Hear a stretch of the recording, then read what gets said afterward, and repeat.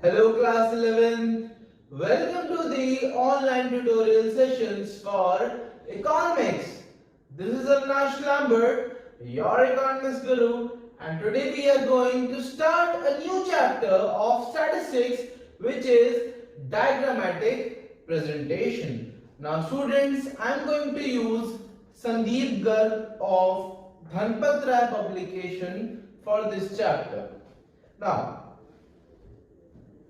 diagrammatic presentation, as you can already understand this term diagrammatic, it means there are lots of diagrams to be used. There will be lots of things, lots of diagrammatic presentation will be taught to you, that how to present your data in the attractive manner. So with this help of diagrams you will know about it. Now, what are diagrams? You already know. Now, what they actually do? Diagrammatic presentation is one of the most convincing and appealing way of presenting statistical data. See, if you have given the data in tabular form or in classified form, that is too much boring. That is not attractive. That is not appealing to people. We get bored. But if you have a pie diagram, bar diagram, histograms, all this stuff, if you have such things, then it looks good. It looks good to your eyes and you are more interested in that data.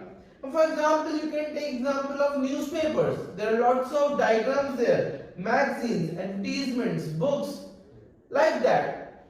If the books don't have pictures, don't have diagrams, you won't like that book. Most of the things are mostly dependent on the picture, on the diagrams. So these diagrams, they present your data in a most appealing manner. Now, topic is advantages of diagrammatic presentation. Now, the first advantage is diagrams are attractive and impressive. You already know that diagrams create more interest than figures, right? If I have written the numbers, that is much more boring. But if you are given a bar diagram, that is much more good thing. Bar diagrams and pie diagrams, you will get to know what are these. Now, second is, it is easy to remember. The diagrams are much more easier to remember than the actual figures. Because they look good, you are more interested in that. That's why it is easy to remember. Diagrams have a great memorizing effect.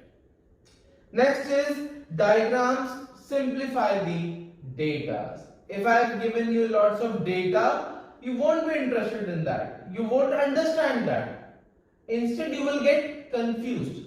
So these diagrams, what they do, they simplify your data. Diagrams are used to represent a huge mass of complex data in a simplified and intelligible form. They provide you a better understanding with the help of diagrams. Right? Now, diagrams save time. Instead of reading each and every line, each and every data, you just have to see the diagram. So the diagram saves the time also. Is that clear? Next is, diagrams are useful in making comparisons. If there are two diagrams or two bar diagrams, you can easily differentiate which one is more, which one is less.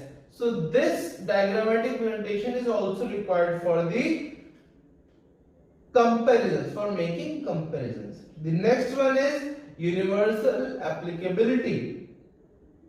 This technique is used universally at any place and at any time. This technique is used almost in all the subjects and other various fields. It is universally accepted. All over the world it is used.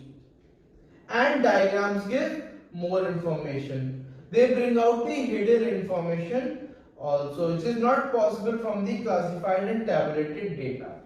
These data, they hide few things like which one is better, which one is not better, which is not good. This you can easily understand with the help of diagrams.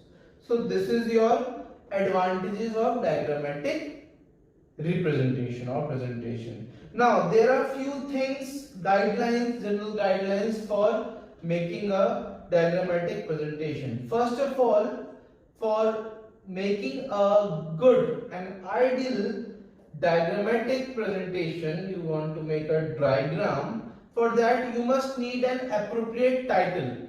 The title must be written on the forefront. In the top place you have to write the appropriate title. What should be the title?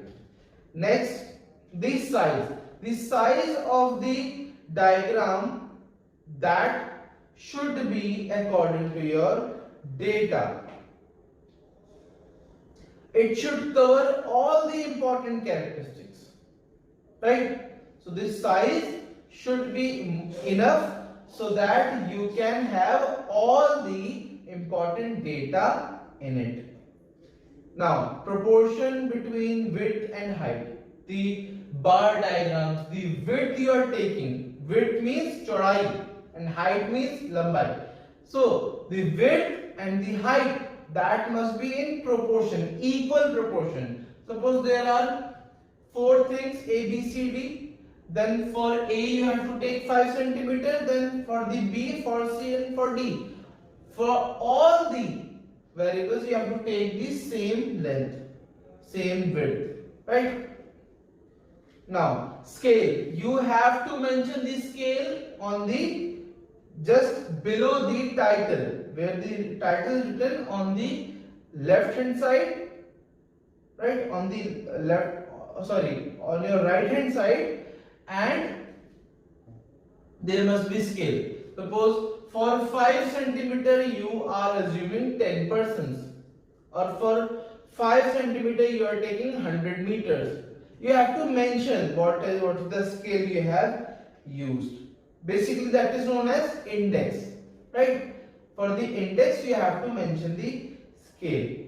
Now the presentation should be very attractive. It should look good, right? It should look good. Next is accuracy. It should be accurate. The details should be there. If you are using a scale, you are making a scale, then with the help of scale, the data should look accurate, should be accurate. Next is simplicity. Diagrams should be simple, they should not be complicated. If they are simple, then it's easier for us to understand the things which are conveyed with the help of diagrams. So these are the general guidelines for the diagrammatic presentation. Now, types of diagram. There are various diagrams can be grouped under the categories. There are various types of diagrams: one-dimensional diagrams, two-dimensional, three-dimensional, pictograms or cartograms. Now, in your syllabus, you have to study only one-dimensional and two-dimensional. And under two-dimensional, there is only one type of diagram which you have to study. Rest of the others you don't have to study. In your syllabus, there is only one-dimensional and two-dimensional. So you have to study only one and two-dimensional. Now, under one-dimensional, there is simple bar diagram, multiple bar diagram, subdivided bar diagram, percentage bar diagram, broken scale diagram and deviation bar diagrams. And under the two-dimensional diagrams, there is only one, which is pie diagram. You have to understand the pie diagrams. So students, that's all with this video. I hope you have understood it, and I am pretty sure that you are making notes also. So in the next video, we are going to start with the one-dimensional diagrams. So students, that's all for this video. Stay home, stay safe, and see you soon.